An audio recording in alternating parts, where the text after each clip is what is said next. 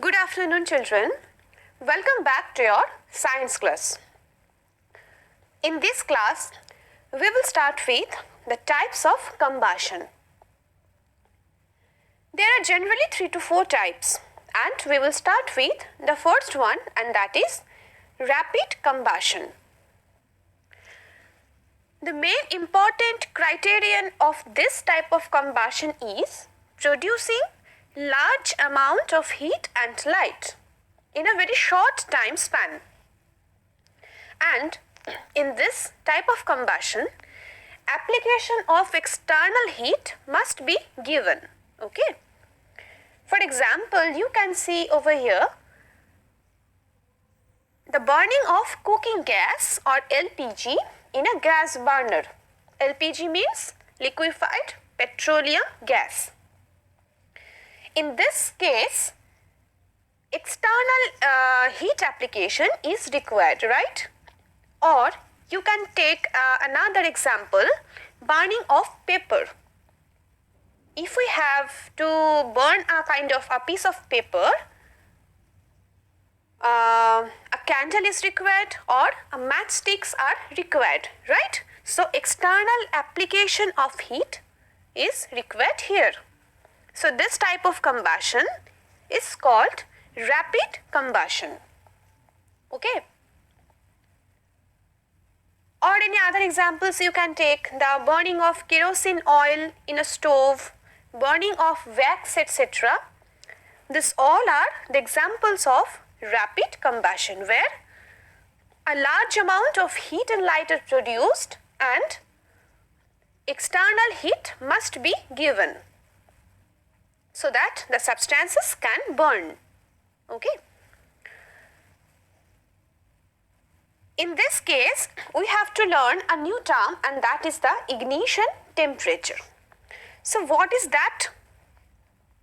Before starting the explosion, let us know what is the ignition temperature.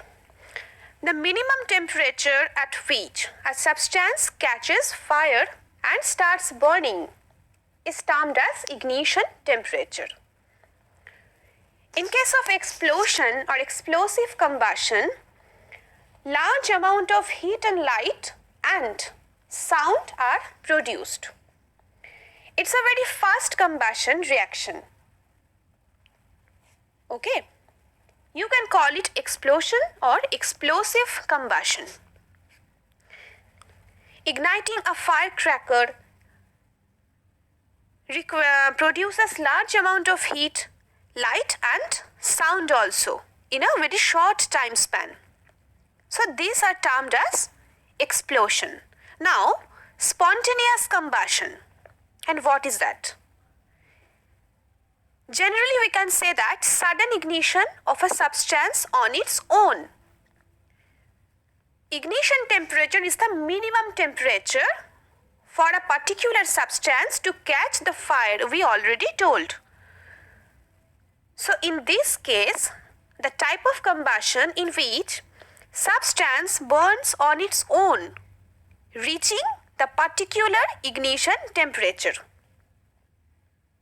So without any application of external heat, this case happens, and this is termed as spontaneous combustion. So the first point is sudden ignition of a substance on its own, and the second important feature is no external ignition sources required. You can see examples. Some chemicals undergo spontaneous combustion when the room temperature is above its ignition temperature. So, above its ignition temperature, it can easily catch the fire, and this type of combustion is termed as spontaneous combustion.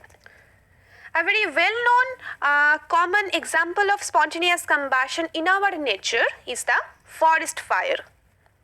Forest fires are caused sometimes due to the heat generated in the forest due to lightning, excessive heat by the sun rays, etc.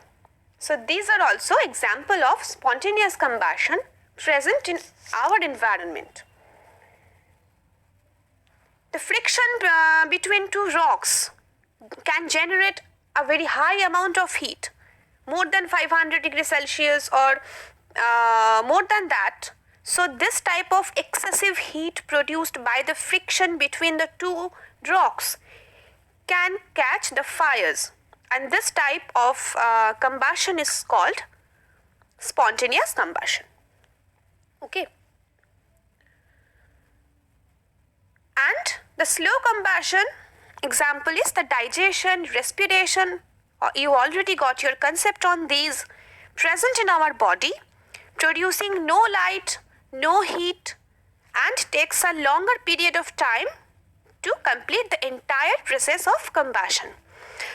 So children, these are the 4 types of combustion present in our atmosphere: explosive combustion, spontaneous combustion, rapid combustion, and slow combustion.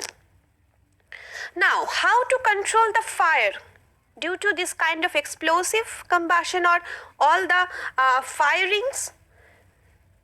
We can use water, we can use carbon dioxide as a fire extinguisher, we can use a foam type fire extinguisher. You can see this type of fire extinguisher in every building, in your school also, shopping malls, markets, hospitals, cinema hall, etc. So these are the methods to control the fire. You already know that water can extinguish the fire, but carbon dioxide is also a compound present in the environment, can extinguish the fire.